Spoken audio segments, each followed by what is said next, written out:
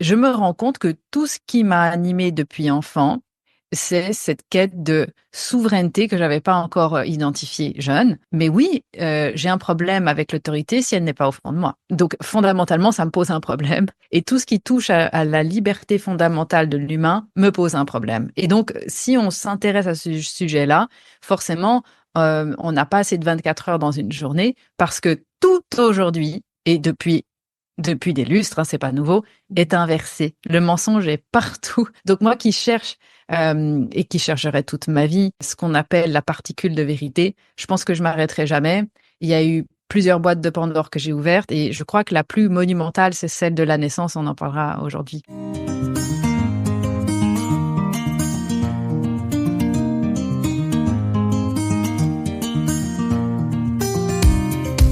Bienvenue sur Aujourd'hui, écrivons demain, le podcast Feel Good qui met en lumière les acteurs du nouveau monde et vous redonne espoir. Comme vous, ils en ont marre de ce monde déshumanisé qui marche sur la tête et ne tourne plus rond. Rêvant d'un monde meilleur, ils bousculent les codes et sortent des sentiers battus. Ils proposent des alternatives innovantes, de nouveaux paradigmes ou remettent au goût du jour des savoirs ancestraux. Ils osent s'affranchir du regard des autres et font bouger les lignes pour construire demain.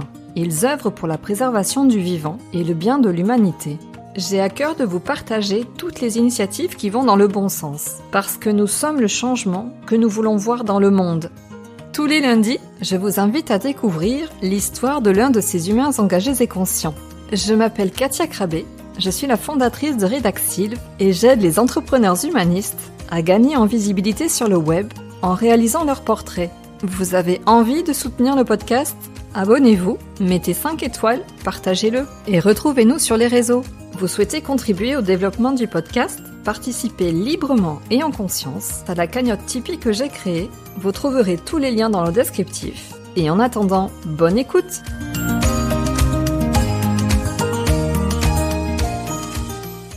Aujourd'hui, j'ai la joie de recevoir Emma Cruzy à mon micro. Bonjour Emma, comment vas-tu ? Hello Katia, ça va très bien, merci beaucoup. Merci de me recevoir.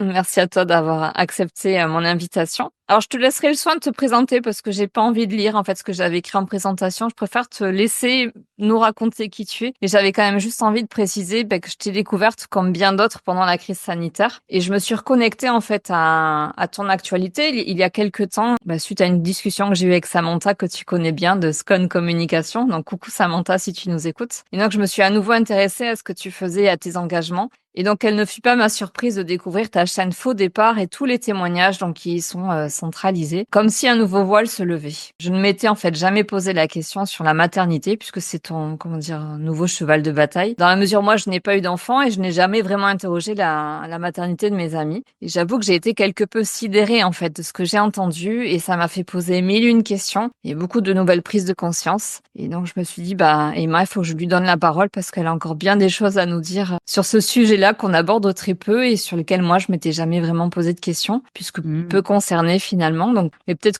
avant de venir et de rentrer dans le cœur du sujet, est-ce que tu peux nous dire qui tu es, Emma, parce que je ne sais pas si tout le monde te connaît. Donc, qui es-tu? C'est une bonne question. Je crois que c'est la question à laquelle on répondra jamais. Hein. C'est la question qui suis-je?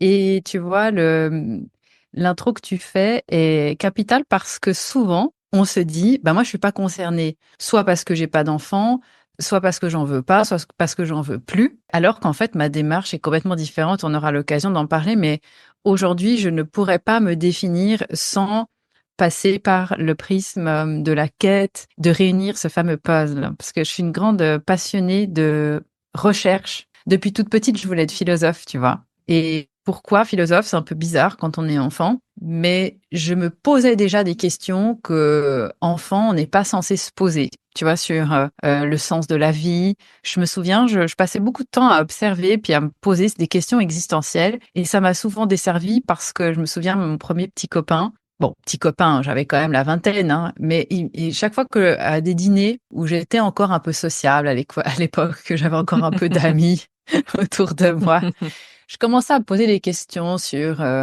l'espace-temps, toutes ces choses qui nous échappent à notre niveau de cerveau de compréhension humain. Hein. Et je me souviens que mon copain de l'époque me disait, c'est bon alors, Emma, c'est reparti pour les grandes questions de l'humanité. Et c'est ça, en fait, si je peux me définir, c'est comment cette quête, comment réunir des pièces du puzzle où on pense que tout est séparé et en réalité, il y a une grande image qu'on appelle the big picture et plus on prend du recul, plus on prend de la hauteur, plus on commence à se dire: «Ah tiens, il y a peut-être des liens» et surtout, ce qui m'anime depuis toujours, c'est la souveraineté et la souveraineté, c'est il n'y a pas d'autorité à l'extérieur de moi et on m'a souvent dit: «Ah mais toi, tu as un problème avec l'autorité» quand j'étais enfant, moi je n'aimais pas qu'on me dise: «Fais ça parce que c'est comme ça». Il fallait que je comprenne pourquoi et pendant longtemps, je me bagarrais en disant: «Non, j'ai pas de problème avec l'autorité» et puis j'essayais de me défendre, ce qui est, ce que j'appelle la posture de la petite fille, hein, qui se justifie et puis, mon chemin de vie m'a amené à traverser le jugement, les critiques, les calomnies et alors, culminant pendant le covid évidemment, avec mes prises de position et en fait, je me rends compte que tout ce qui m'a animée depuis enfant, c'est cette quête de souveraineté que j'avais pas encore, identifiée jeune. Mais oui, j'ai un problème avec l'autorité si elle n'est pas au fond de moi. Donc fondamentalement, ça me pose un problème et tout ce qui touche à la liberté fondamentale de l'humain me pose un problème. Et donc si on s'intéresse à ce sujet-là, forcément, on n'a pas assez de 24 heures dans une journée parce que tout aujourd'hui et depuis des lustres, hein, c'est pas nouveau, est inversé. Le mensonge est partout. Donc moi qui cherche et qui chercherai toute ma vie ce qu'on appelle la particule de vérité, je pense que je m'arrêterai jamais. Il y a eu plusieurs boîtes de Pandore que j'ai ouvertes et je crois que la plus monumentale, c'est celle de la naissance. On en parlera aujourd'hui. Et évidemment, ça passe par un profond intérêt sur le fonctionnement du cerveau. Donc, j'ai fait plusieurs types d'études et de recherches dans ma vie qui m'ont amené à relier des points. Donc, je vais pas faire tout mon CV, je vous épargne ça. Ceux qui veulent le connaître, ils peuvent aller sur mon site internet. Mais c'est vraiment ça, le maître mot, c'est la souveraineté, mais surtout à travers une démarche autonome. Et pour être autonome, il faut être dans la connaissance parce que la connaissance libère. Sinon, on continue malheureusement de devoir suivre ce qu'on nous propose et d'être un écho. Parce que moi, ma tagline, c'est ça, c'est soit une voix, pas un écho. Et ça tombe bien, on est sur un podcast, donc c'est cohérent. Petite parenthèse avec la dualité en ce moment, c'est est-ce que le podcast vidéo est un podcast? Donc tu vois, avec la question de la voix et de l'image, bon, donc moi je suis une fervente défenseur de le podcast, c'est la voix et c'est pas nécessairement l'image, tu vois. Mais tu sais, Katia, je crois que les gens transforment les vidéos en podcast, hein, parce qu'il y a plein de gens qui nous écoutent en faisant le ménage, en conduisant. Donc finalement, je crois que c'est à la personne de définir si c'est un podcast pour elle ou une vidéo. Oui, oui, tout à fait. Après, ce qui est important, c'est le message qui est véhiculé. Et ce qu'on en fait. Et ce qu'on en fait, tout à fait. En tout cas, moi, j'avais bien envie de te donner la parole justement pour traiter cette question de la souveraineté, parce que moi, c'est un mot que j'ai découvert aussi ces dernières années. Tu vois, moi, j'ai l'impression que je tombe, comment dire, comment on dit, tomber de l'œuf. Enfin, tu vois, pour moi, il y a un avant, après Covid, mais comme tu dis, ça fait des lustres déjà que les choses sont inversées. Mais moi, j'ai l'impression d'avoir pris conscience de ça seulement il y a 4 ans. Et là, il y a tout qui tombe en fait. Et la naissance, la maternité, c'était alors peut-être pas le dernier voile, il y en a peut-être certainement encore d'autres, mais je me dis aussi en écoutant tout ce que tu fais, bon Dieu, mais finalement, on se questionnons plus jamais sur nous, comment est-ce qu'on est né, tu vois, sur nos propres conditions de naissance qui peut-être ont conditionné notre façon d'être au monde aussi aujourd'hui. Et c'est en ça que je trouve aussi hyper intéressant. Et pour avoir interrogé dernièrement Gwenaëlle Persio et Johanna Mikou qui ont travaillé sur les liens d'attachement, qui ont sorti un bouquin sur les liens d'attachement. Enfin, tout est lié en fait. Il y a beaucoup de choses, je trouve, qui sont effectivement, comme tu dis, tu disais the big picture. Enfin, tout est interrelié finalement. Et on n'en finit pas de dérouler aussi ce fil de vérité, de questionner. Donc, c'est aussi passionnant. Mais c'est comme un puits sans fond. Donc, c'est À quel moment tu t'es véritablement, toi, intéressée à la question de la naissance? Parce qu'on peut dire que tu as 3 enfants. Est-ce que dès le début, dès ta première grossesse, maternité, tu t'es posé toutes ces questions-là? Non, alors à l'époque, dans les années 2010, j'étais occupée à faire mes recherches sur les vaccins infantiles parce que c'est un sujet qui m'a beaucoup intéressée. C'était assez simple à l'époque encore de faire ces recherches, il n'y avait pas trop de censure à ce niveau-là. Aujourd'hui, c'est beaucoup plus difficile pour une personne qui veut investiguer sur ce point-là parce qu'évidemment, les moteurs de recherche relayent à la 59e page quelque chose qui pourrait être un peu intéressant, on va dire ça comme ça. Donc, et elle existe encore aujourd'hui, tu vois. Oui, c'est ça. Donc maintenant, j'étais à ce moment-là beaucoup plus focalisée sur le dogme médical parce que ma première grande passion, c'était la médecine. Et puis, je comprenais pas pourquoi il fallait vouloir être médecin pour faire médecine. Ça a toujours été, et j'ai toujours pas résolu la question par rapport à l'école, parce que j'ai fait pas mal de contenu sur l'école et je le comprends pas. Enfin, je comprends, je sais pourquoi, parce que l'école est pas là pour rendre les gens autonomes, elle est là pour fabriquer des piles pour aller droit au but. C'est des esclaves qui vont produire un certain nombre de choses pour payer leurs taxes, on va dire ça comme ça. Donc des piles. Et en fait, la médecine m'intéressait. J'avais le Larousse médical, je me souviens, sur mon chevet, et je regardais les images les plus trash qui existaient, puis je lisais les pathologies et j'aimais bien. Et j'ai commencé à regarder ça, et puis j'avais aussi une éducation qui a eu aussi un apport très naturel, notamment à travers l'homéopathie, etc. On parlait de terrain. Évidemment qu'il y avait des dissonances pour moi dans ces sujets-là, parce que je voyais le médecin généraliste qui attendait qu'une chose, c'était de planter de l'aiguille pour injecter n'importe quel vaccin. Et puis d'un autre côté, une approche holistique. Et donc à ce moment-là, j'étais plus sur l'aspect médical du corps humain, on va dire. Quand j'ai préparé mon premier accouchement, donc pour ma première fille, je voulais évidemment, pour être cohérente avec mes idées, accoucher ce que j'entends tout le temps maintenant de la part souvent des premières, ce qu'on appelle une primipare, premier bébé, je veux accoucher le plus naturellement possible. Et moi, je sais, avec mon expérience et mon observation, parce que j'en ai accompagné, je sais pas combien de femmes, je les compte plus, c'est qu'à chaque fois que j'entends ça, je sais comment ça va finir. Parce que aujourd'hui, et depuis déjà que la médicalisation des naissances existe, quand on veut accoucher le plus naturellement possible, on finit souvent sur l'effet toboggan. J'ai écrit un livre à ce sujet-là. D'ailleurs, c'est vraiment cette cascade d'intervention qui fait que si on a des chiffres aussi terribles aujourd'hui, c'est parce que cet effet toboggan opère. Et en fait, je pensais qu'il y avait une nature qui était omniprésente et qui faisait qu'on accouchait depuis que l'humanité existe et que moi, j'allais accoucher comme toutes les autres femmes. Donc, je me suis pas penchée sur ce sujet-là à ce moment-là. J'étais encore trop occupée sur les vaccins. Et j'ai été donc sur l'effet toboggan, sans comprendre et sans savoir ce qui s'était passé. Et j'en suis arrivée à la conclusion, puisque j'ai frôlé la césarienne d'urgence. Heureusement que j'avais été à l'hôpital, sinon je serais morte et mon bébé aussi. Et j'ai appris que des années plus tard, en ouvrant cette boîte de Pandore consciemment, qu'en fait, là aussi, tout avait été inversé. Alors, qu'est-ce qui a été inversé? Parce que sinon, on comprend entre les lignes ce que ça veut dire. Peut-être que ceux qui nous écoutent ne comprennent pas bien ce que ça veut dire. Qu'est-ce qui a été inversé selon toi? Qu'est-ce qui l'est selon toi? En fait, tout. Parce que il n'y a rien qui tient. Non, mais vraiment. C'est-à-dire que quand tu commences à ouvrir le sujet, tu te rends compte qu'il n'y a rien qui tient. Alors, de nouveau, j'ai écrit un livre sur l'effet toboggan pendant l'accouchement.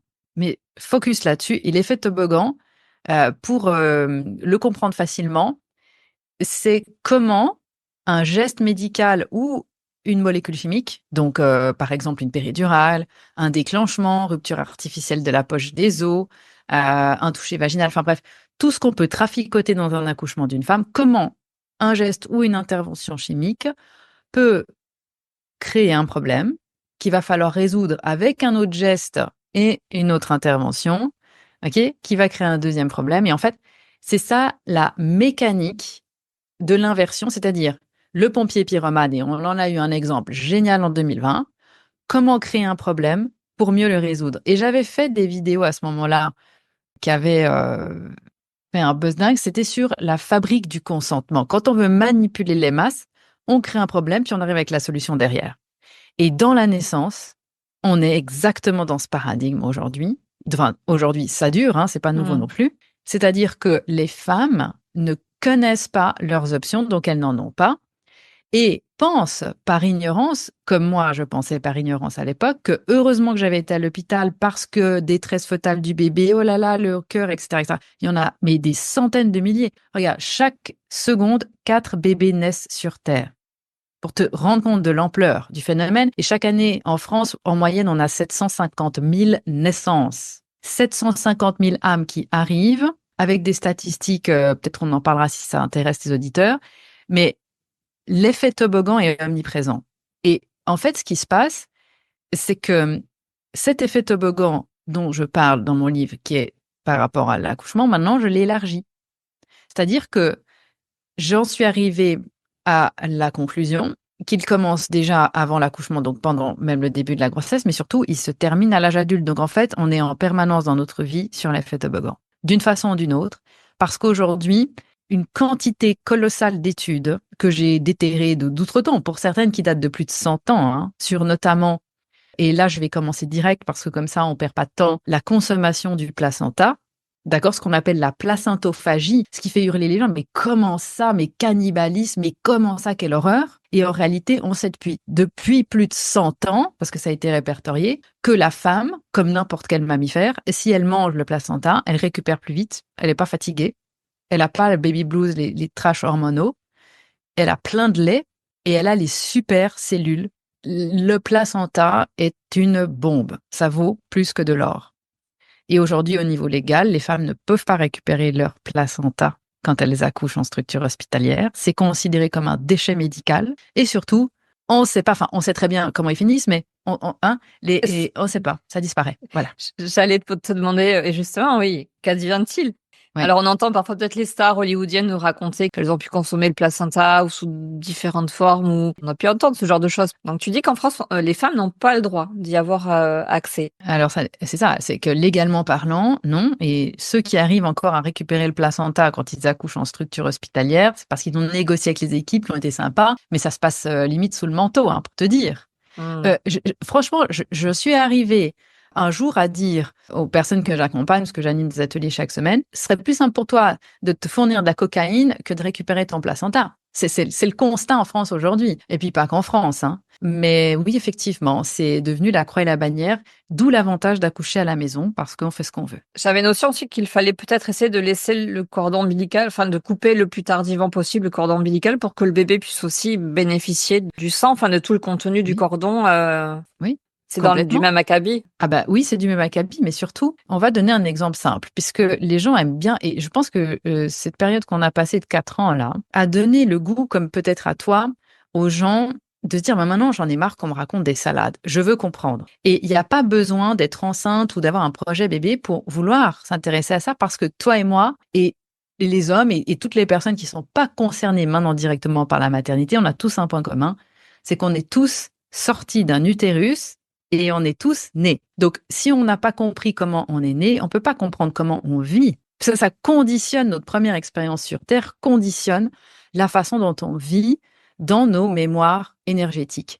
Et je suis étonnée, je connais une psychiatre qui commence à en parler parce que j'ai parlé de mes conclusions, mais toutes les personnes qui vont faire des thérapies, qui font X, Y choses, j'en connais, ça fait des années, ils me disent, j'ai tout essayé, j'ai fait 1000 trucs, je sais pourquoi je vais mal, mais je vais toujours pas mieux.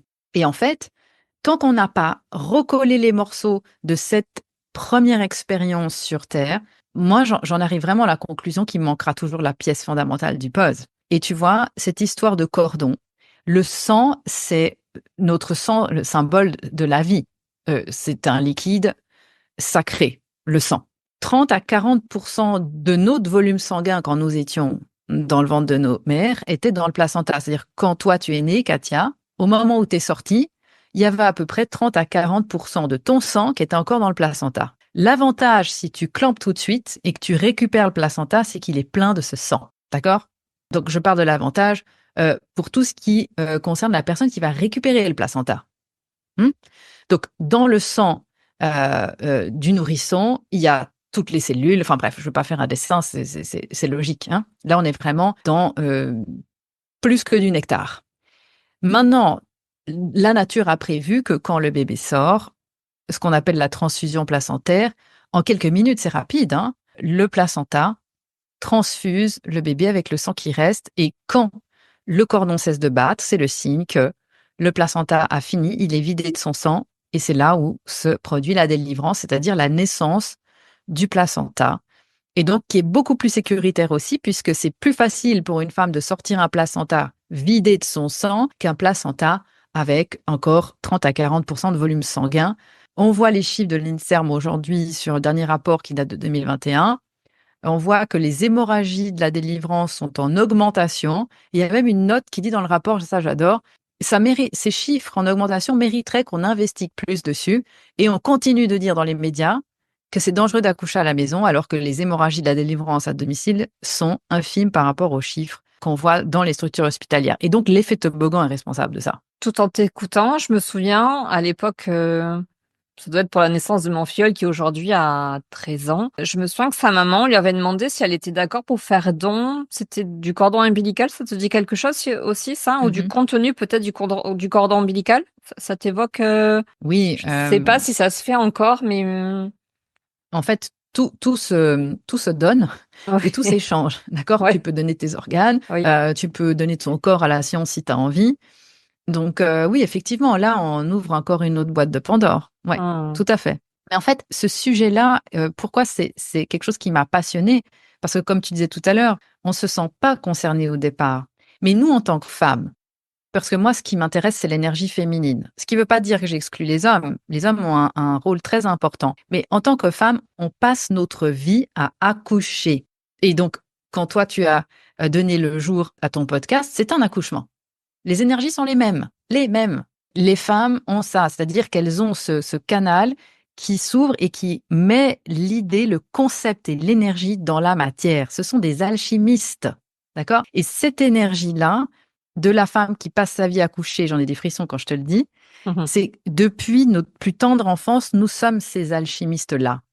Et donc, quand je te parlais de la big picture, c'est que pour moi, le sujet de la naissance, la renaissance à soi, c'est le message extraordinaire de cet enfantement-là, parce que maintenant on appelle l'accouchement, mais au départ, on appelait ça l'enfantement, c'est se réapproprier le souvenir de qui nous sommes, parce qu'on traverse dans ce défi de la naissance d'un enfant la peur fondamentale qui nous habite, qui est la peur de mourir. Et donc, c'est le seul défi dans notre vie dans lequel il n'y a pas de bouton stop. Tous les autres défis, on peut renoncer. On peut toujours dire, ah, finalement, je veux plus. Tu veux lancer ton podcast, tu peux toujours renoncer et puis te dire dans une période de désespoir, ah, je renonce, je jette l'éponge. Tu peux. Tandis qu'un bébé, il faut le sortir. Donc, si tu le sors pas toi, on va le sortir de gré ou de force, comme on dit. Tu vois? Et donc, c'est cette intensité-là qui m'a vraiment embarquée dans une aventure sans fin parce que je me rends compte que les femmes, quand elles quittent l'accompagnement, qu'elles ont pu transcender cette peur fondamentale, elles reviennent complètement transformées. Et c'est pas juste un travail sur soi, ça n'a rien à voir. C'est qu'elles reviennent avec une nouvelle identité. Ces femmes-là sont ce que j'appelle vraiment la femme souveraine. C'est pas la femme puissante, c'est encore autre chose.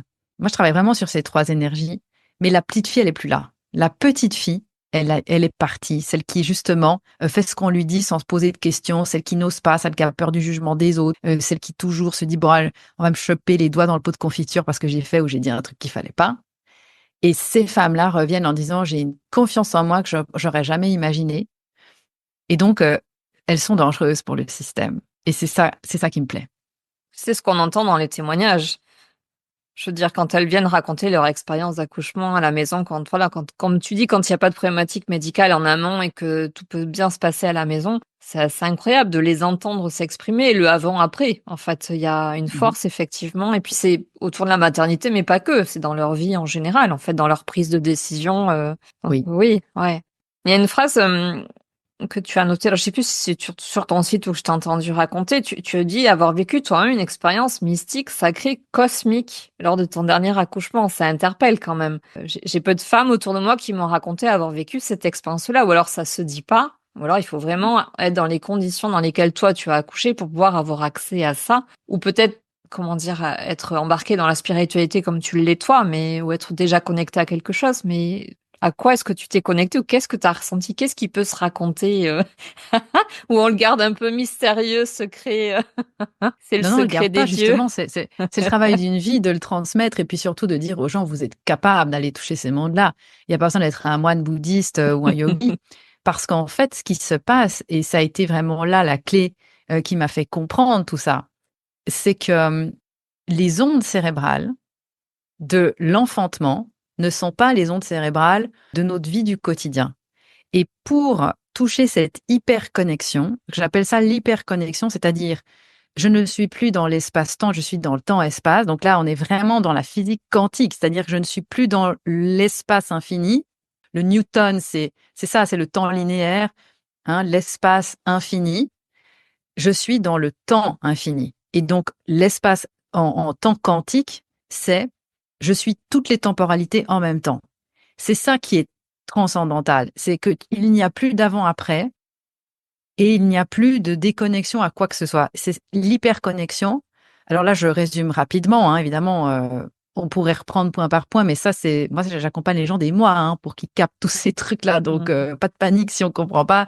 C'est un peu accéléré, bien évidemment, mais en fait, l'antidote de la peur, souvent les gens se disent, il faut que je prenne mon courage à deux mains pour plus que j'ai peur. Ça n'a rien à voir.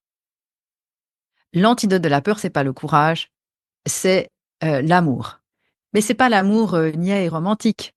C'est vraiment quelque chose qui se passe au niveau d'une porte qu'on appelle les chakras, du cœur notamment, qui fait qu'on sent qu'il n'y a plus d'espace pour la division. On est dans une confiance absolue qui n'est pas la confiance de l'ignorance que j'avais à l'époque, où je me disais, pour accoucher ma première fille, je fais confiance, on est fait pour ça, je vais bien y arriver. C'est pas cette confiance-là dont je parle. C'est vraiment la confiance qui vient parce qu'on est hyper connecté, on n'a plus peur parce qu'on a une expertise, on sait ce qui se passe et on traverse des ondes cérébrales qui sont spécifiques pendant ce moment-là de la naissance que certains yogis touchent parce que ça se travaille, ça, en méditation. On peut toucher ces états de transcendance puisque la méditation transcendantale va travailler sur un certain type d'onde cérébrale qu'on vit en accouchant.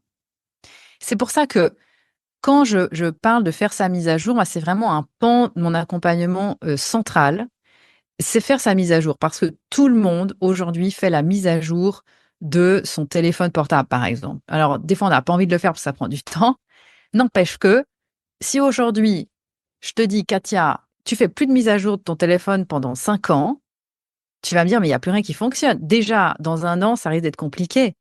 Alors, imagine une personne à 45 ou 50 ans qui a jamais fait de mise à jour, dans quel état elle est, tu vois? Et donc, l'avantage de passer avec un travail sur ces ondes cérébrales, c'est que tu peux directement aller dans ce que j'appelle la salle des coffres. C'est là où il y a toute ta programmation. Et Dieu sait si j'en ai fait des contenus sur la programmation, hein. C'est comment aujourd'hui, à 35 ans, on sait que plus ou moins 95% de nos attitudes, nos pensées, nos actions sont stéréotypées. Elles sont programmées. Et ça, c'est pas moi qui l'invente. Ce sont des recherches qui sont faites sur les comportements humains. La seule façon de sortir de cette roue du hamster, c'est de se reprogrammer et on peut pas le faire en discutant. Là, on discute, les gens qui nous écoutent ou qui font du repassage ou je sais pas quoi, ils sont en onde bêta. C'est les ondes bêta. Et en onde bêta, quand je vais chez mon psy, je suis en onde bêta. Si tu discutes avec ta voisine, tu es en onde bêta. Si tu pars en transcendance, tu n'es pas en onde bêta. Et c'est pour ça que ça fonctionne et qu'il n'y a pas besoin de temps linéaire. Il n'y a pas besoin de faire 10 ans ou 20 ans de psychanalyse parce qu'on voit bien qu'on sait pourquoi on va mal, mais on va toujours pas mieux. Et en fait, quand on parle de Great Reset, ça me fait rire parce qu'on de quel Great Reset on parle? Là, c'est il y a un vraiment double, oui, c'est ça. Là, on peut vraiment faire une mise à jour de soi-même en touchant cette ultra connexion et qui fait que, tu vois, j'avais un papa que j'avais interviewé, il disait, c'est tellement dingue ce qu'on a vécu que c'est ineffable. Et lui, c'est pas lui qui a accouché physiquement, c'est sa femme, mais il était là. Et il dit, c'est ineffable, je ne peux pas mettre de mots. Je suis maintenant devenu un homme et pourtant j'avais déjà un fils, mais maintenant il y a quelque chose en moi qui s'est enclenché et c'est ça la souveraineté.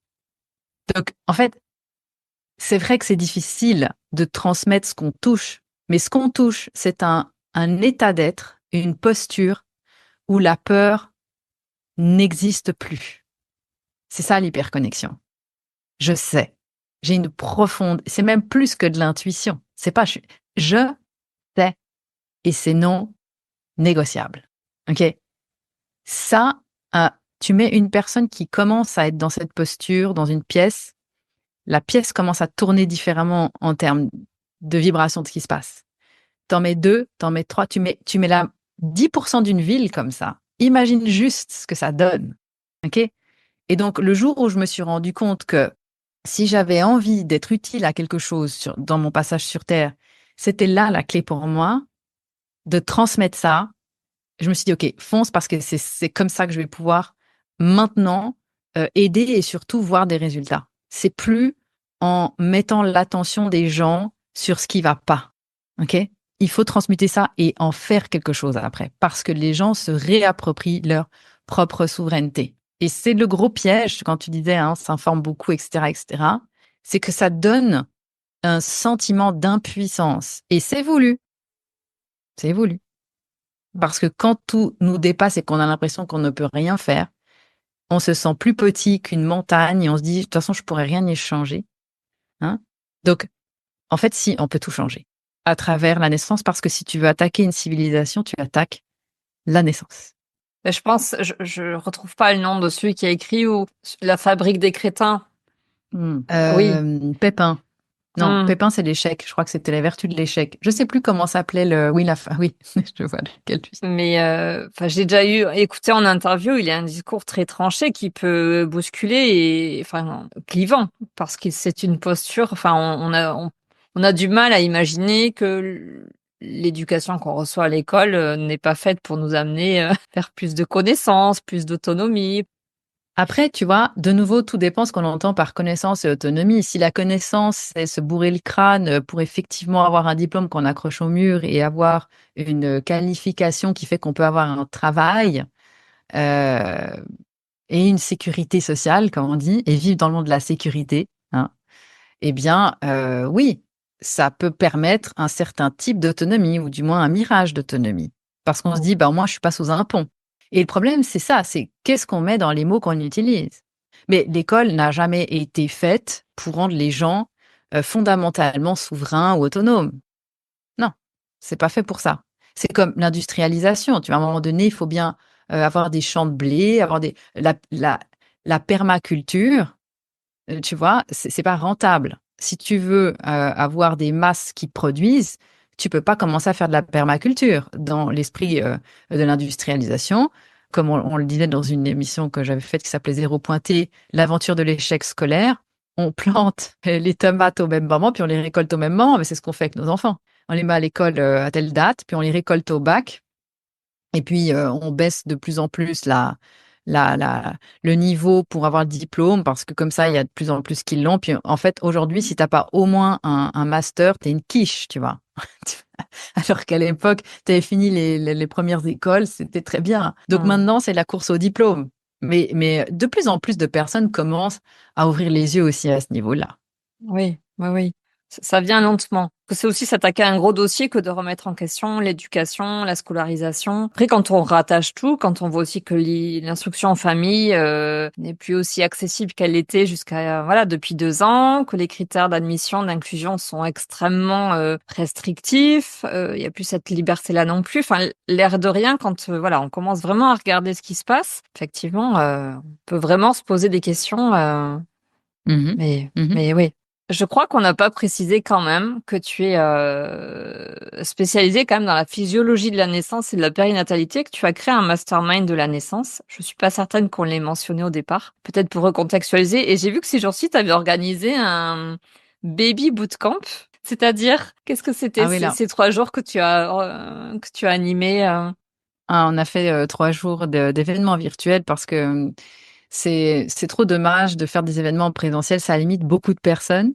Et donc là, on a des gens de partout qui se connectent avec la technologie. Aujourd'hui, on peut connecter et échanger avec des gens du monde entier. Et pendant 3 jours, j'ai expliqué les phénomènes qui font qu'aujourd'hui, le défi de la naissance est le moment capital, que ce soit pour les parents, que ce soit pour les personnes qui s'intéressent au sujet ou même pour les professionnels, parce que j'accompagne aussi des professionnels qui se rendent compte qu'il y a un message là derrière tout ça. Et quand je disais tout à l'heure que la femme passe sa vie à accoucher, c'est une accoucheuse de projets, de concepts, elle matérialise l'énergie à travers sa créativité.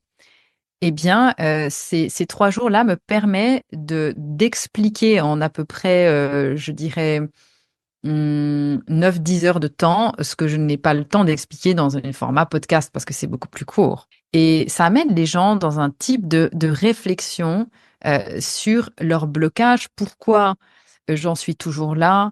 Pourquoi si j'ai envie de donner naissance à mon enfant de façon naturelle, quelles sont les questions à se poser? Parce que c'est pas juste de se dire, ah, moi, je suis anti-péridurale. Ça sert à rien de réfléchir comme ça mène nulle part. Moi, j'accompagne pas les gens qui veulent juste ça, hein. C'est vraiment une transformation profonde et de comprendre que le message de la naissance, ce n'est pas je suis la victime d'un système, il faut que je me batte contre.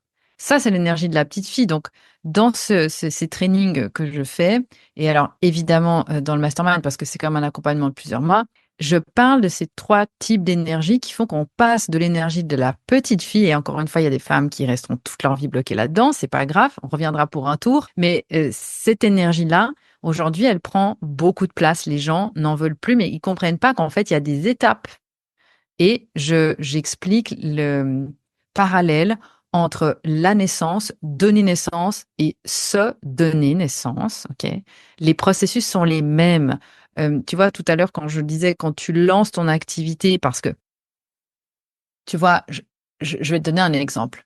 Ce qui m'a fait beaucoup avancer, c'est d'observer les femmes, de les écouter, d'animer des groupes. Donc moi, j'ai fait des travaux de recherche comme ça, alors pendant longtemps, hein. Donc je prenais des groupes, j'animais des groupes.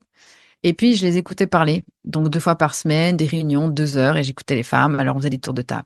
Et en écoutant les femmes parler, je me suis rendu compte que tout était saucissonné.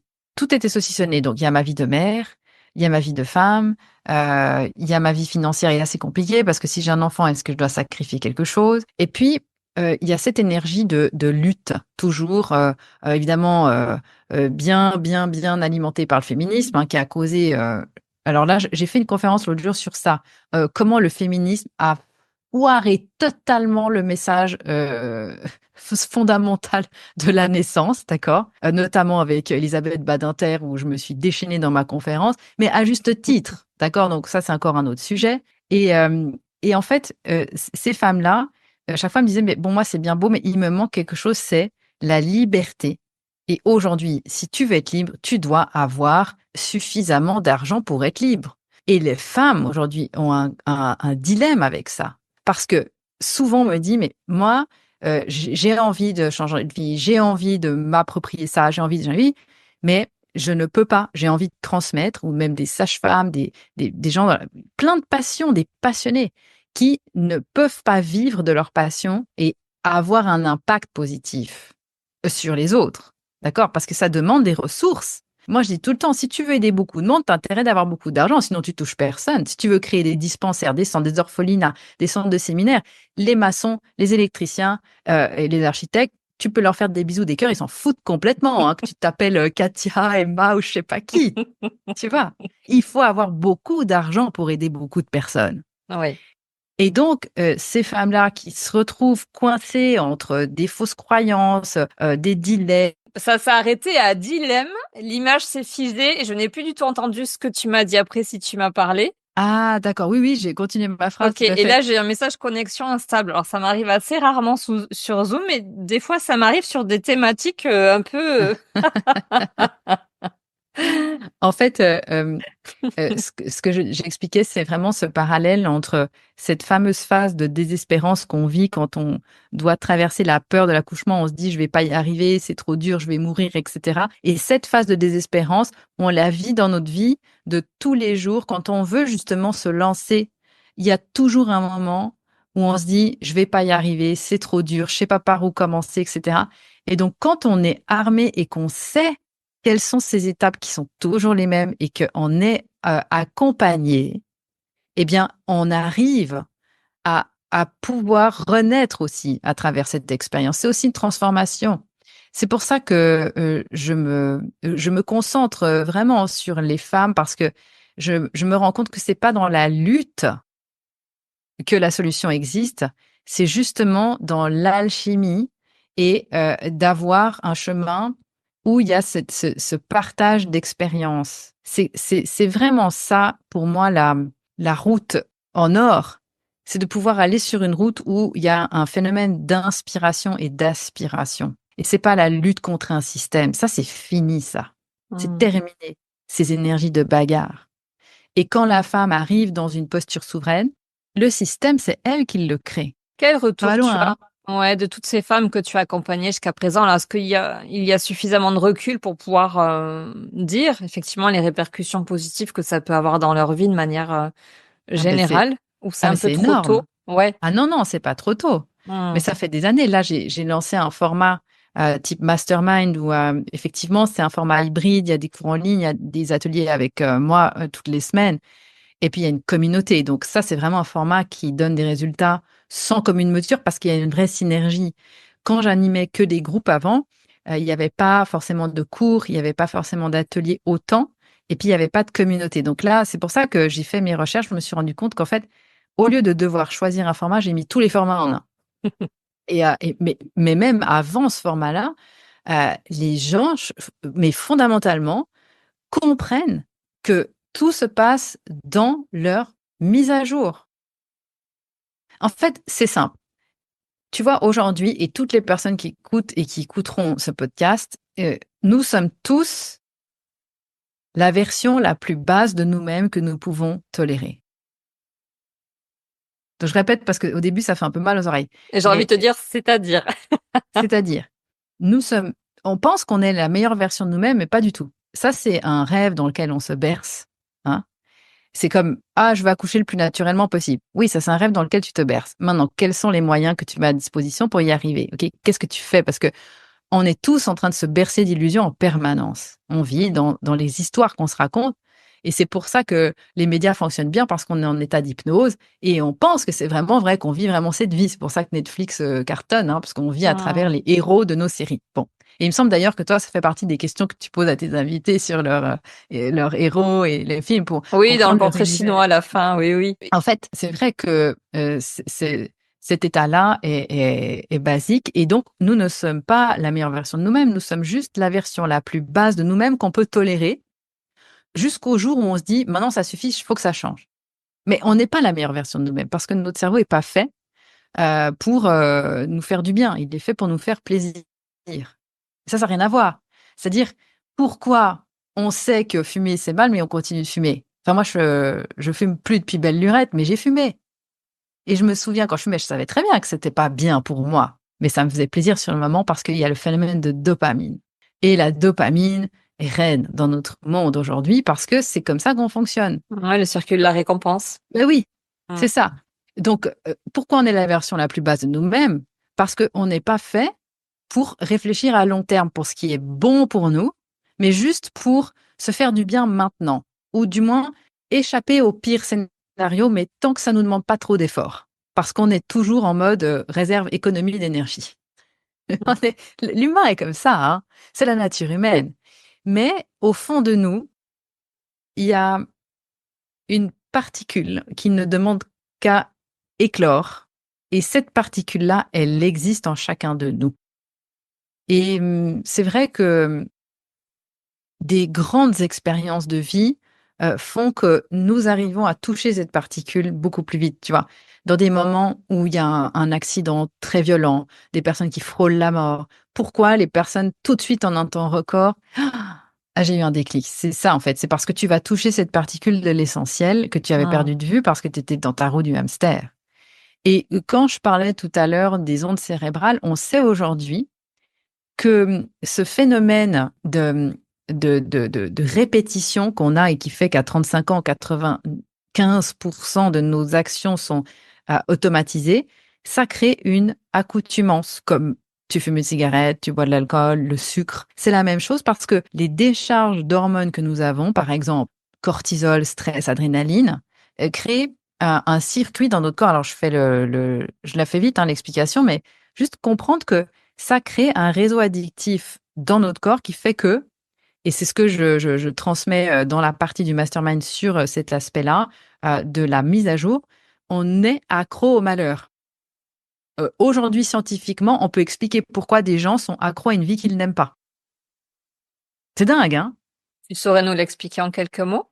Tu te Ben c'est ça, c'est souviens? qu'en fait, le plus gros dealer du monde, c'est notre cerveau. Donc, notre cerveau, lui, il se pose pas la question si c'est bien ou si c'est mal. Lui, il fait juste ce pourquoi il est fait, c'est nous amener à survivre. Donc, si tu passes ton temps à te faire des décharges massives de stress, de cortisol notamment, le cortisol qui est vraiment ce qui reste et qui s'imprègne. Et dans la vie intra-utérine, une mère qui est enceinte, qui a son bébé dans son ventre, qui passe son temps à se stresser parce qu'elle a des examens stressants, parce que la conjoncture est stressante, etc., etc. Déjà, même le bébé, lui, il est dans le liquide amniotique, qui est un superconducteur rempli d'hormones du stress. Et donc, en fait, ça crée une boucle, un circuit avec notre cerveau et le corps. C'est vraiment un ping-pong en permanence entre les hormones et les imprégnations au niveau de nos circuits neuronaux qui fait qu'on crée une boucle répétitive. Au même titre que si tu commences à te déprogrammer et à te mettre dans un certain type d'onde qui t'apporte du bien, pourquoi des femmes, par exemple, ont des rituels le matin, elles font tout le temps leur yoga, elles ont besoin de ça. Au bout d'un moment, au bout de tant de semaines, parce qu'elles ont reprogrammé le circuit. OK ? Donc, c'est juste ça. Le cerveau se pose pas la question si c'est bien ou si c'est mal. Il y a plus ce genre de considération-là. Mais on est toujours la version la plus basse de nous-mêmes qu'on peut tolérer parce qu'on est accoutumé à un certain cycle. Et donc, la seule façon de passer à la meilleure version de nous-mêmes, et il n'y en a pas d'autre, c'est de monter ses standards. C'est dire ça, je veux plus, ça, je veux plus, ça, je veux plus. Maintenant, je veux ça. C'est-à-dire que c'est pas j'ai le droit et je m'autorise à ce qu'on me jette des miettes à la tronche, hein, et puis on me dit allez, parce qu'on se dit dans notre culture, c'est très bien, on a 4 semaines de vacances payées par année. Je prends un exemple tout simple parce que ça parle à tout le monde. 5. La seule façon de se libérer de ces programmations pour passer dans un système qu'on choisit, c'est de se dire ça, je tolère plus en fait. Moi, mon standard, c'est pas ça. Et cette prison-là, elle n'est pas dans les lois, elle n'est pas dans le système, elle n'est pas dans les protocoles hospitaliers, elle est dans la tête des gens. Les barreaux sont dans nos têtes. C'est un truc de fou. Oui, on est conditionné à ne pas pouvoir penser autre chose. Oui, ou même penser ou à se satisfaire de ça, en fait. Oui. Oui, et de le trouver extraordinaire parce que tu ne peux pas contenir par la force les masses. Tu es obligé de faire en sorte qu'elles lustrent leur prison avec un petit chiffon microfibre et le bon spray qui va avec et qu'elles en prennent soin. Et quand tu as réussi ça, tu as gagné. Alors, je dis pas ça pour miner les gens, mais c'est un message d'espoir au contraire. Parce qu'en fait, il n'y a pas de lutte. Il n'y a aucune lutte à faire. C'est vraiment une naissance à soi, mais c'est surtout une décision fondamentale à prendre. Et en dehors de la tout à l'heure, qu'est-ce qu'on en fait après, une fois qu'on se pose des questions? Oui, tout à fait. Et en dehors de l'accompagnement à la naissance, est-ce que tu proposes aussi des accompagnements pour pouvoir aussi avoir accès à cette souveraineté-là sans passer par l'accouchement, de naître à soi autrement, sans passer par la maternité? Est-ce que tu proposes aussi ces accompagnements-là ou pas? Oui. Oui. C'est vrai que j'ai beaucoup de demandes et en fait, c'est vraiment quelque chose que je fais en fonction des personnes. Donc, quand on vient vers moi, je regarde quel est l'objectif. Parce que de nouveau, comme je le disais, travailler avec moi, c'est pas une sinécure. Je pousse les gens dans leur retranchement et il faut vraiment avoir envie de passer dans ce nouveau paradigme-là. Parce que sinon, il y a vraiment tout ce qu'il faut pour y aller, on va dire, tranquillement. Mais les personnes qui vraiment aujourd'hui sont déterminées, je les accompagne, bien évidemment. Des personnes qui, plutôt, on va dire, ont commencé par le mastermind de la naissance, puis qui ont commencé à ouvrir des perceptions qu'elles n'avaient pas imaginées avant. Et c'est souvent des personnes qui ont été surprises parce qu'elles sont venues pour un projet, on va dire, ou professionnel autour de la périnatalité, ou des parents, puis qui se sont dit, ah ouais, mais en fait, j'avais pas vu ça arriver. Et c'est là où, justement, elles embrayent sur cette renaissance à elles-mêmes. Mais évidemment, pour moi, en tant que femme, aujourd'hui, c'est important de comprendre ces mécanismes parce que tout est en parallèle. La façon dont nous sommes nés conditionne la façon dont nous vivons. Oui, c'est un message, mais on s'en préoccupe tellement pas de comment on est né. C'est ça. D'où te vient cette curiosité pour le fonctionnement du cerveau, pour cette recherche de vérité, pour cette compréhension du monde? Tu disais que c'était depuis que tu étais toute petite. Alors, le fonctionnement du monde, ou plutôt ces questions existentielles, ça a toujours été quelque chose qui m'a habité. C'est pas venu, c'est comme ça. Je suis outillée comme ça à me poser des questions. Bon, la vie, après, avec ces expériences, ont fait que je me suis intéressée à comment fonctionnait le cerveau, puisque quand j'avais 18 ans, J'étais en train de passer mon bac. Alors, à Genève, en Suisse, on appelle ça la maturité fédérale. C'est l'équivalent du bac. Et mon père, cette année-là, a eu sa première hémorragie cérébrale. Il en a eu plusieurs pendant les 10 années qui ont suivi. Donc, j'ai vu comment des hémorragies dans un cerveau peuvent attaquer les neurones et comment ça change l'attitude évidemment physique de la personne dans sa motricité, mais en plus, la façon dont la personne va séquencer et organiser ses phrases, restituer ses émotions et surtout quitter l'espace-temps. Ça m'a complètement fascinée. Alors évidemment, c'était une période extrêmement difficile parce que j'ai dû faire le deuil d'une personne qui était encore en vie. Et ça, c'est quelque chose que je connais très bien parce que 10 ans, et en plus à l'âge de 18 ans, ben, on n'est pas préparé à ça. Et en même temps, ça m'a ouvert un monde en me disant, mais alors, qui sommes-nous? C'est la personne que je vois là, c'est qui? Et c'est pour ça que je peux pas répondre quand on me dit, qui es-tu? J'en sais absolument rien. Parce que je sais comment je me comporte maintenant. Je sais quelles sont mes pensées. Et on saura jamais vraiment de façon absolue. Et c'est pour ça que je disais tout à l'heure, ce moment de super connexion, en fait, on se pose pas la question de qui on est dans ces moments-là. On sait juste qu'on est. NAIT et Ouais. EST. Et d'où te vient cette force et combativité? Moi, j'avais l'image d'une guerrière qui m'est venue quand j'ai préparé cette interview. Tu m'as demandé alors, en amont qu'est-ce qu'on peut dire ou qu'est-ce qu'on peut pas dire. J'ai dit, mais on peut absolument tout se dire. Et justement, c'est ça que j'aime aussi chez toi, c'est cette capacité que tu as à t'affranchir de la bien-pensance, à bousculer les codes, à être affirmé dans ta parole et ta confiance. Voilà, comment dire, t'es presque inébranlable. Alors, de ce que tu laisses paraître, je pense que tu as vécu des moments difficiles aussi quand même, peut-être ces dernières années sur tes prises de position, mais d'où vient cette force-là? Alors, est-ce que ça fait le lien avec l'expérience que tu me racontes par rapport à ton papa quand tu avais 18 ans aussi? Est-ce que ça t'a forgé aussi, j'allais Mmh. dire une carapace, c'est peut-être pas ça, mais Mmh. ça t'a fait maturer plus rapidement? Sans aucun doute. Je pense qu'il y a la base hein, qui fait que nous sommes tous différents. Donc, il y avait un terreau. Et puis, évidemment que la vie, là, je vais parler de cet épisode-là, mais il y en a eu plein d'autres. Hein. C'était pas le seul clash que j'ai vécu. Donc, évidemment que la souffrance fait que l'humain avance beaucoup plus vite. C'est le cadeau évolutif de la souffrance. Et il y a une chose que je supporte pas, c'est le gâchis. Et ça m'a toujours habité. Je me suis toujours dit, bah, quitte à souffrir, il faut au moins que ça soit utile. Parce que souffrir pour rien, pour moi, ça n'a pas de sens. Et ça rejoint toujours d'essayer de comprendre le sens des choses. Et finalement, ce qui compte, c'est sa vérité à soi. Alors moi, je dis toujours, ça m'est complètement égal. Je suis pas là pour évangéliser les autres. Et c'est pour ça que je le vis très bien. Et surtout, j'ai été tellement jugée toute ma vie que, en fait, ça a été le plus beau cadeau que j'ai reçu. C'est que ça n'a été que crescendo. Et en fait, à partir du moment où j'ai complètement renoncé et abandonné l'image que les gens pouvaient avoir de moi et que je me suis vraiment réapproprié de calme en disant, mais en fait, je ne suis pas là pour être aimée. Donc, quand ça s'est réuni en moi, eh bien, ça m'a permis de faire ce pourquoi je pense être là. Et je reviens à ce que je disais tout à l'heure, soit une voix, pas un écho. Si aujourd'hui tu veux être aimé, c'est mieux d'être un écho, effectivement. C'est une option beaucoup plus sûre.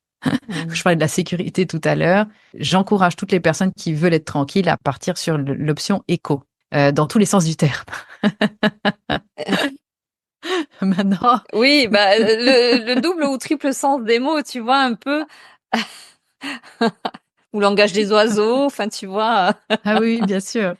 Mais effectivement, trouver sa voie aussi dans tous les sens du terme, c'est pas une route facile, mais la facilité, ça m'intéresse pas. Et même avec les gens, ma mère m'a toujours dit, d'ailleurs, je suis sûre qu'elle écoutera ce podcast parce elle écoute chaque fois. Chaque fois, je dis à maman, maman, pourquoi tu continues d'écouter ce que je raconte? Tu connais ce que je veux dire? Elle me dit, oui, mais j'adore. Alors, je le dis parce que je sais qu'elle va m'écouter. Et ça a été un grand cadeau qu'elle m'a fait. Elle m'a dit, tu sais, ma chérie, tu peux choisir. Tu as deux choix dans ta vie. Ou tu fais en sorte que ta vie soit une comédie ou tu fais en sorte que ta vie soit une tragédie. Et moi, j'ai tout de suite choisi mon camp parce que vivre dans la lamentation, c'est pas pour moi. Je suis trop vivante pour ça. J'ai cette force en moi, j'ai ce feu qui m'habite que beaucoup ont essayé d'éteindre parce que forcément, ça les renvoie à leur propre malheur et leur propre choix de libre arbitre sur la voie de l'écho. Et en fait, le jour où j'ai compris que j'étais juste un miroir de l'autre, j'ai compris que surtout, ça ne me concernait pas, ces attaques. Elles ne m'étaient pas destinées. Tu as dit tout à l'heure que tu avais connaissance qu'il y avait une psychiatre qui était peut-être un petit peu ouverte à ce que tu fais ou qui est peut-être dans cette dynamique-là. Quelles Mmh. sont les autres personnes qui sont dans cette même vision du monde que toi par rapport à la maternité? Est-ce que tu sais s'il y a d'autres professionnels qui proposent ce que tu proposes toi dans tes accompagnements? À quel plan? Sur quel plan? De reprendre sa souveraineté, de reprendre son pouvoir tu vois, dans la maternité, dans la naissance, Mmh. Mais alors là, c'est difficile de te répondre parce que, en tout cas, dans le monde francophone, aujourd'hui, je ne connais pas de personne qui relie ces points-là comme je le fais. C'est vrai que, à ma connaissance, pas. C'est-à-dire que tu as, beaucoup de personnes qui parlent de la physiologie et qui en parlent très bien. Après, sont-elles passées par, un accouchement seul? Après c'est encore autre chose à discuter, de voir entre la théorie et la pratique, il y a aussi tout un monde, hein. C'est pour mmh. ça que moi, personnellement, j'aime être accompagnée par des gens qui sont déjà là où je veux aller. Mais ça, c'est mon point de vue. Après, ça dépend, chacun est différent.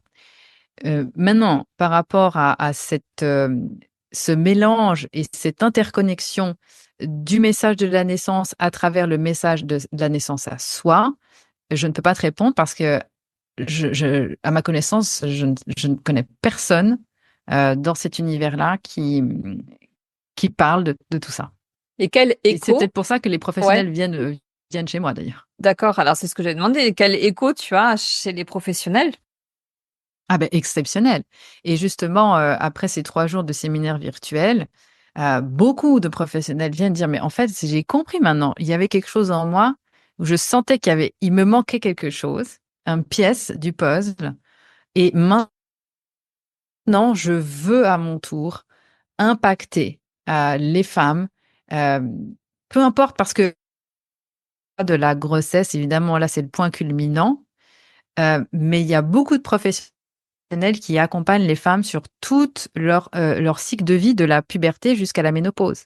Et donc de comprendre que nous sommes en permanence en train d'accoucher a fait tellement sens à ces professionnels. On a beaucoup qui veulent venir maintenant pour à leur tour pouvoir apprendre cette approche-là, parce que moi je la transmets, mais après pouvoir la transmettre aussi. C'est pour ça que je dis que en- en- c'est ça un peu, cette énergie du nouveau monde, c'est que les gens se mettent en résonance, se mettent en réseau, transmutent les choses et après les restituent avec leur propre couleur. Parce qu'on est tous différents. Moi, voilà, je suis très trempée, je suis très cash, et cetera, et je corresponds à des gens qui veulent ça. Et puis après, des professionnels ont un autre type d'énergie et c'est super parce qu'elles viennent, elles prennent, toutes ces connaissances, toutes ces pièces du puzzle et ensuite elles peuvent à leur sauce pouvoir le transmettre et ça, c'est super parce qu'on a besoin, on a tous des affinités différentes avec les gens et on est 8 milliards donc il y a du boulot. En tout cas, c'est plutôt positif de voir qu'il y a des thérapeutes, des professionnels qui se connectent à toi et qui ont une espèce de révélation et qui ont envie peut-être à leur tour peut-être d'apporter des modifications aussi dans leur propre accompagnement et de Mmh. voir les choses différemment. Tout à fait. Mmh. Ouais. Qu'est-ce que tu aimerais dire à la petite Emma? Mmh. Ben, je lui dis bonjour tous les matins et bonne nuit tous les soirs, hein, elle est là, toujours là. Je l'ai remise à sa place de petite fille, justement.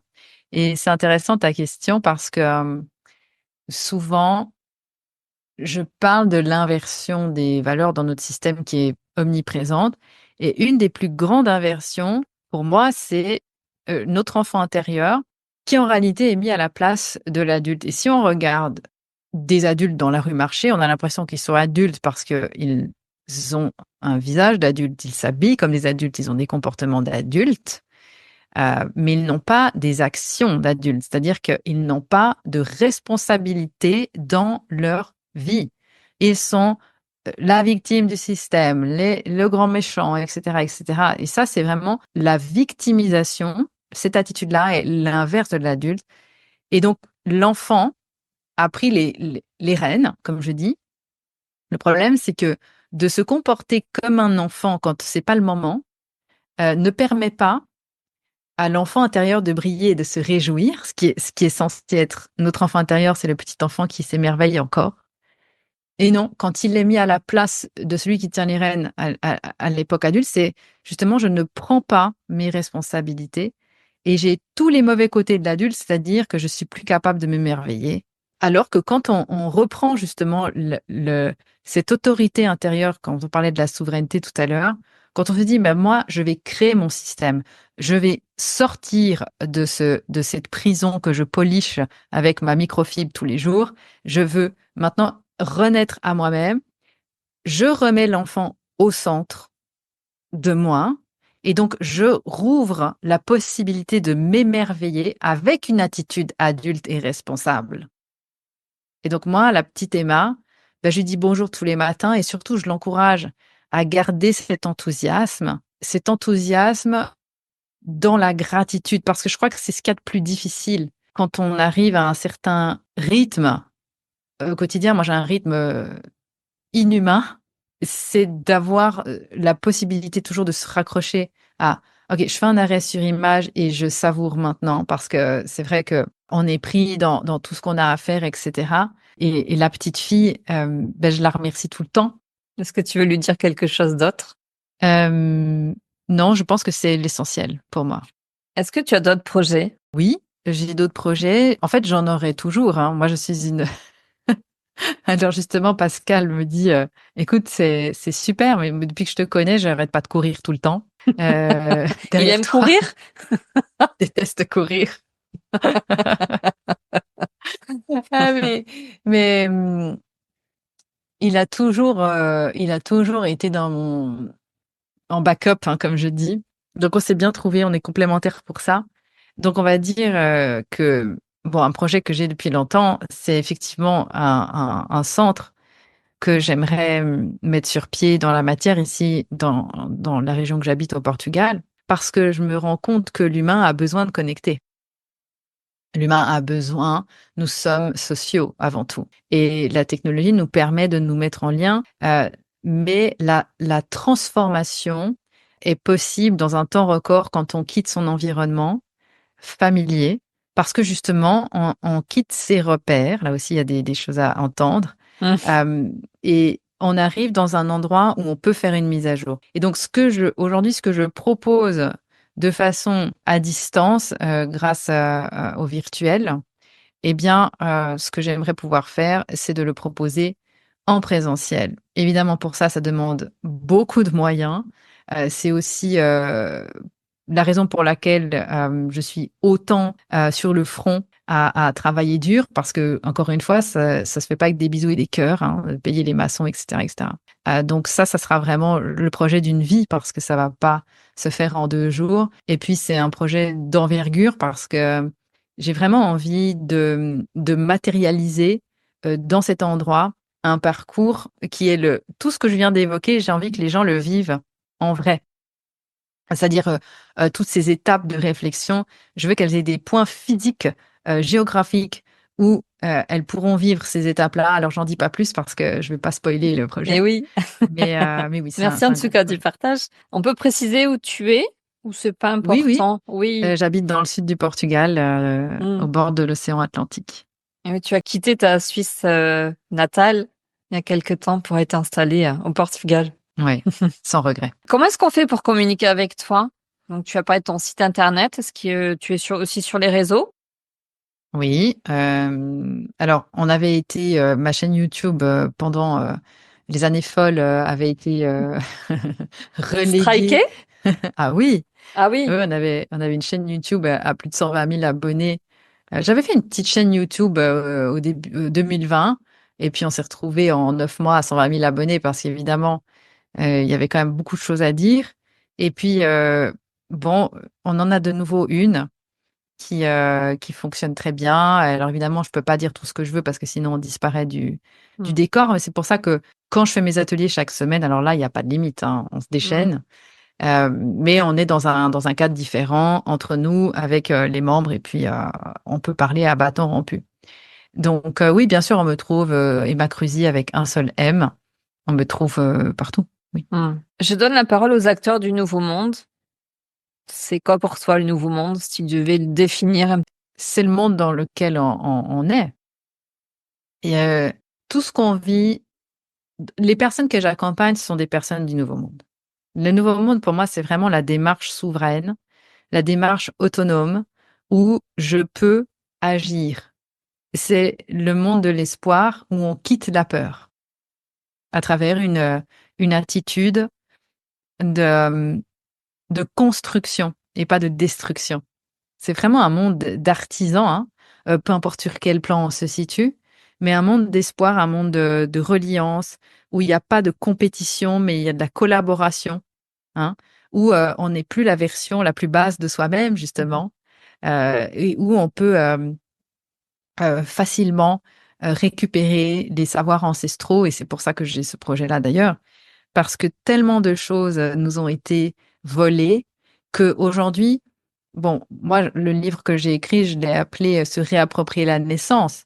Mais c'est vraiment ça, le mot du Nouveau Monde, c'est se réapproprier ce que nous avions déjà et ce qu'on a toujours eu, mais que nous avons perdu de vue, qui est toujours en nous, et d'aller se reconnecter en se connectant aussi aux autres. Pour moi, c'est vraiment un monde de réseau et de création de systèmes. Pas un système, plein de milliards de systèmes qui rentrent en lien comme les cellules d'un corps. Hein. C'est une conscience pour moi, le Nouveau Monde. Tu as certainement déjà répondu à la question, mais comment est-ce que toi, tu contribues à ce Nouveau Monde? Je ne sais pas si c'est à moi de répondre à cette question. Ça serait intéressant d'avoir plutôt l'avis des personnes que j'accompagne. Bon, vu qu'elles sont pas là, je vais y répondre, mais de nouveau, ça vaudra ce que ça vaut. C'est ma vision des choses. Ou comment toi tu penses ou tu aimerais y contribuer? Peut-être pour mettre une petite nuance, tu vois. En fait, pour moi, ma contribution, c'est de rappeler aux personnes qu'elles sont capables. Et je passe ma journée à dire ça aux gens que j'accompagne. Tu es capable. Et tout se situe dans ta perception de la réalité. Donc, ma contribution, c'est vraiment d'accompagner les gens de façon très serrée dans la meilleure version d'eux-mêmes. On arrive à la fin de l'interview. Quelle est la question que je ne t'ai pas posée que tu aurais bien aimé que je te pose? Écoute, aucune. Je trouve que tes questions sont parfaites.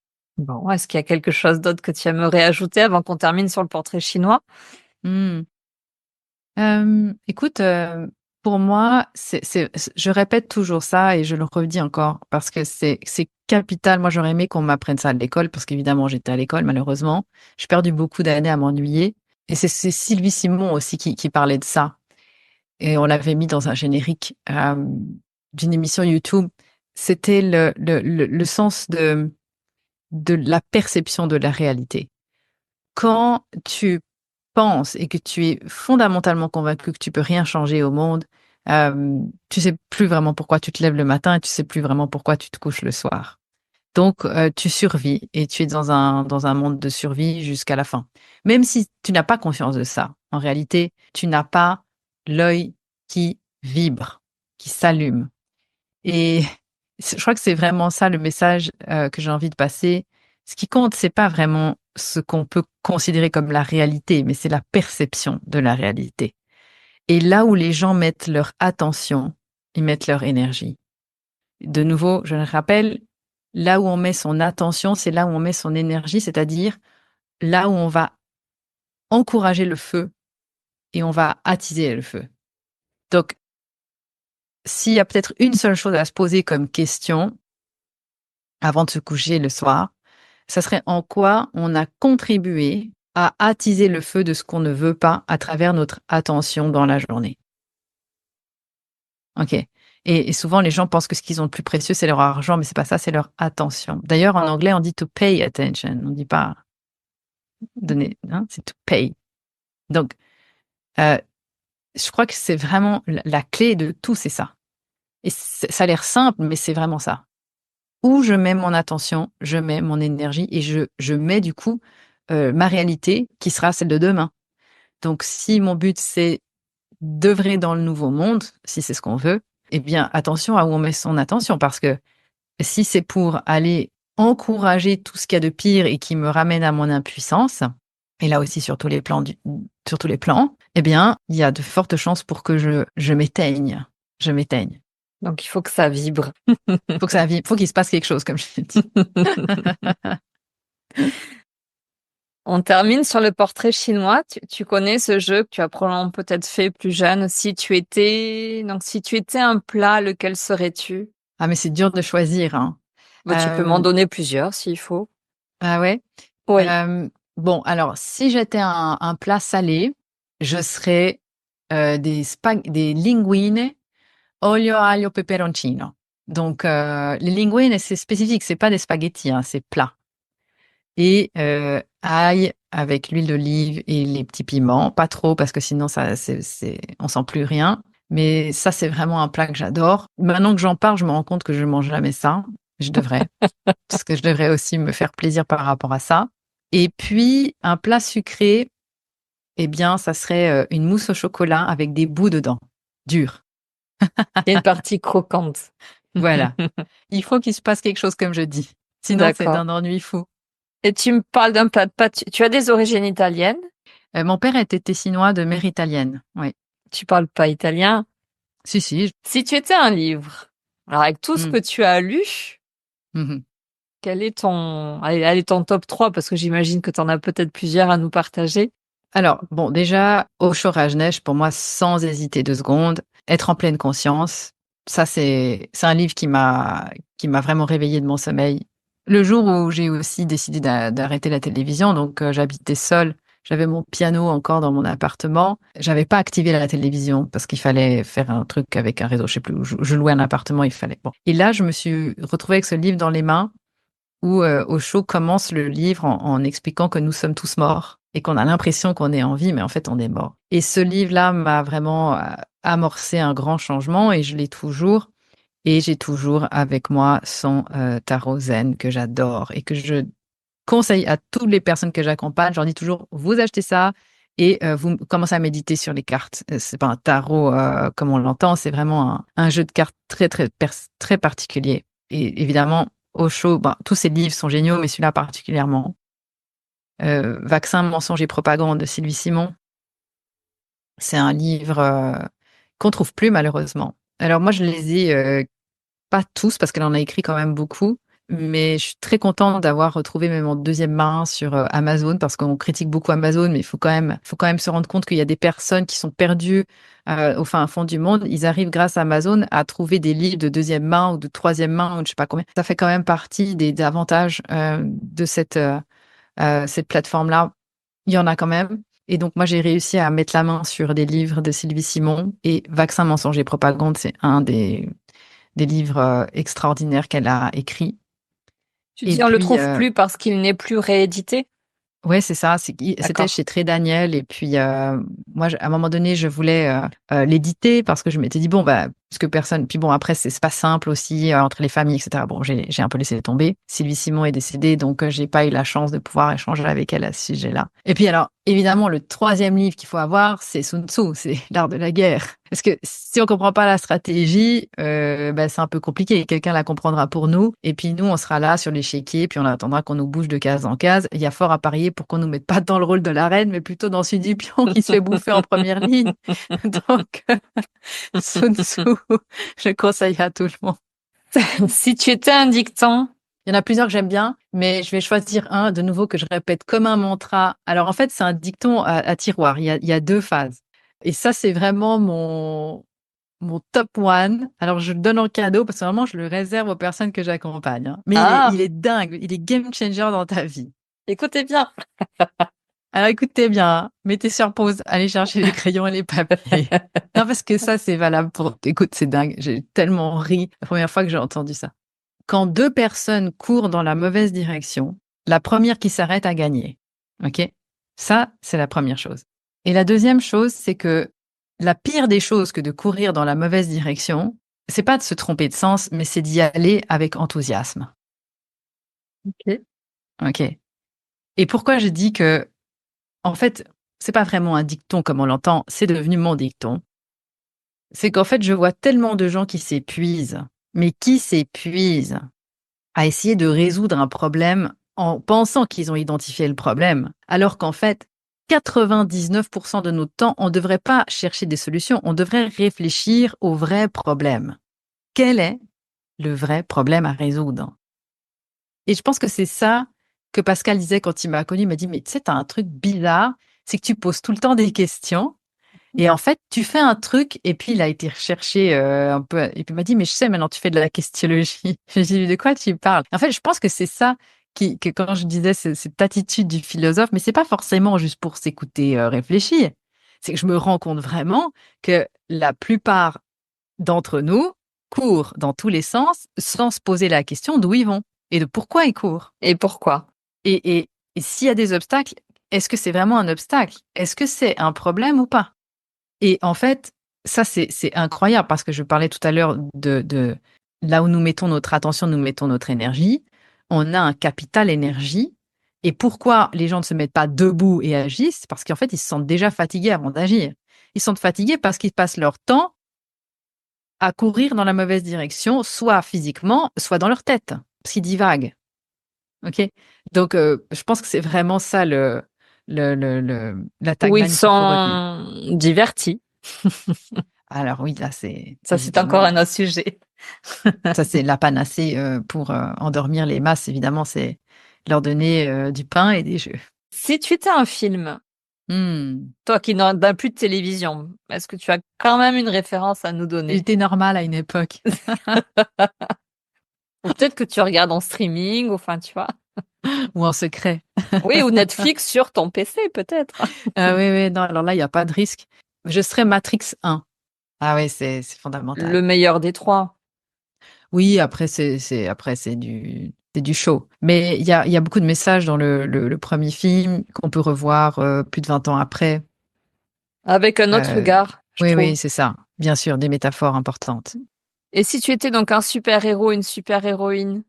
Ben, moi, il y a une personne qui a marqué l'histoire avec qui je sens une grande résonance. Et c'est marrant parce qu'on m'a souvent, on m'a souvent parlé d'elle à travers surtout dans des périodes d'urgence. Mais je dirais que Jeanne d'Arc a beaucoup compté dans son attitude, dans sa renonciation, justement, à sa propre personne au service d'une cause. Et c'est vraiment ça, moi, qui m'a touchée dans son histoire, c'est cette abnégation pour une cause. Et c'est typiquement, là, par rapport, on parlait de 2020, 2022, ces moments-là, moi, j'ai tout lâché, j'ai renoncé à tout au service d'une cause que j'estimais être la plus grande attaque de tous les temps dans notre civilisation sur la liberté humaine, quitte à me mettre tous mes clients de l'époque à dos. Plus rien n'a compté. C'était vraiment cette attitude de se mettre debout, en fait, hein, peu importe les conséquences. Comme dirait Jean-Dominique Michel, tu es resté debout, tu as tenu aussi. Comme la difficulté, c'était de tenir debout. Ouais. Et alors, Dieu sait si Jando en a pris cher, hein, parce qu'on habitait. Et bon, lui, il est toujours, je crois, à Genève.